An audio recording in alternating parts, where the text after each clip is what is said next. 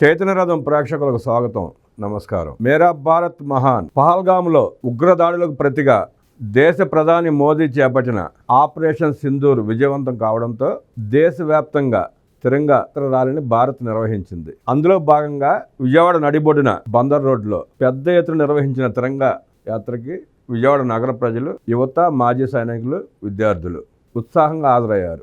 దాయాది దేశం పాక్పై విజయం సాధించిన భారత్ విజయ సంకేతంగా చేతుల్లో జాతీయ జెండాలను చేపట్టి దేశభక్తిని ప్రదర్శించారు. తిరంగా యాత్ర ర్యాలీలో ముఖ్యమంత్రి నారా చంద్రబాబు నాయుడు, ఉప ముఖ్యమంత్రి పవన్ కళ్యాణ్, ఎంపీ, బీజేపీ రాష్ట్ర అధ్యక్షురాలు పురంధేశ్వరి తదితరులు పాల్గొన్నారు. ఇందిరాగాంధీ మున్సిపల్ స్టేడియం నుండి ప్రారంభించిన యాత్ర పీవీపీ మాల్, బెంజ్ కంపెనీ దాకా ముఖ్యమంత్రి చంద్రబాబు నాయుడు, ఉప ముఖ్యమంత్రి పవన్ కళ్యాణ్, ఎంపీ పురంధేశ్వరి ఆధ్వర్యంలో వేలాది మంది తోడురాగా జాతీయ జెండాలు చేతబోని ఈ ముగ్గురు ముందుండి ర్యాలీని నడిపించారు. మన దేశం ఒకరి జోలికి వెళ్ళదు, ఎవరైనా మన దేశం జోలికి వస్తే చావు దెబ్బ తప్పదని ప్రపంచానికి చాటినట్లయిందని యువత తమ అభిప్రాయాలు వ్యక్తం చేశారు. ర్యాలీలో భారత మాతకు జై అంటూ పెద్ద ఎత్తున నినాదాలు ఉంటాయి. బెంజ్ సర్కిల్లో సీఎం చంద్రబాబు, ఉప ముఖ్యమంత్రి పవన్ కళ్యాణ్, ఎంపీ పురంధేశ్వరులు ప్రజలను ఉద్దేశించి ప్రసంగించారు. మన రాష్ట్రానికి చెందిన మురళీ నాయక్ అనే సైనికుడు దేశం కోసం ప్రాణాలను సైతం ఫణంగా పెట్టడం ప్రతి ఒక్కరూ ఆదర్శంగా తీసుకోవాలని నాయకులు పిలుపునిచ్చారు. ముందుగా ఇందిరాగాంధీ మున్సిపల్ స్టేడియం వద్ద ఏర్పాటు చేసిన వేదికపై దేశ సౌభ్రతత్వాన్ని, సార్వభౌమత్వం చాటి చెప్పే విధంగా దేశభక్తి గీతాలాపన, సాంస్కృతిక కార్యక్రమాలను విద్యార్థులు ప్రదర్శించారు. దేశభక్తి గీతాలు వీక్షకులను ఉరుతొలగించాయి. అంతర్జాతీయ యోగా డే సందర్భంగా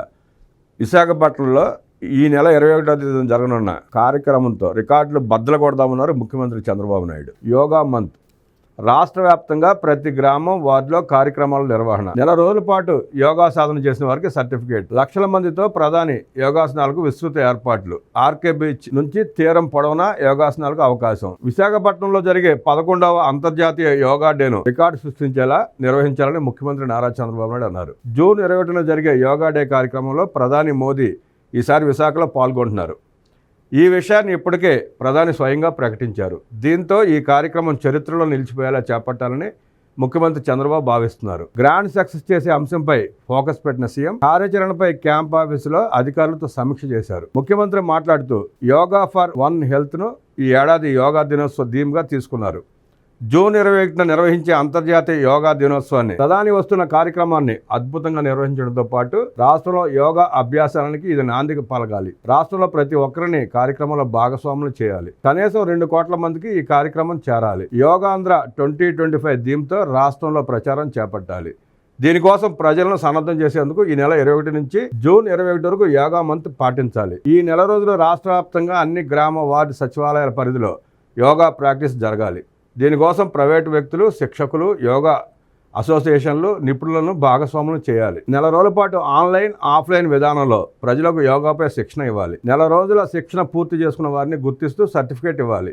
రాష్ట్రంలో గ్రామ, వార్డు సచివాలయాల ద్వారా యోగా డేలో పాల్గొనే అంశంపై ప్రజల నుంచి రిజిస్ట్రేషన్లు తీసుకోవాలి. అదేవిధంగా రాష్ట్రంలోని స్కూళ్ళు, కాలేజీల విద్యార్థులను కార్యక్రమంలో భాగస్వాములు చేయాలి. యోగా అనేది ప్రాథమిక బాధ్యత అనేలా ప్రతి ఒక్కరూ భావించాలి. యోగా డే అనంతరం కూడా రాష్ట్రంలో యోగా సాధన ఒక వ్యాపకంగా మారాలి. రాష్ట్రంలో ప్రతి చోట యోగాపై నెల రోజుల పాటు విస్తృత చర్చ జరగాలి. మనం నిర్వహించే యోగా డే విస్తృత ప్రాచుర్యం కల్పించడానికి Isha foundation, art of living వంటి సంస్థల సహకారాన్ని తీసుకోవాలి.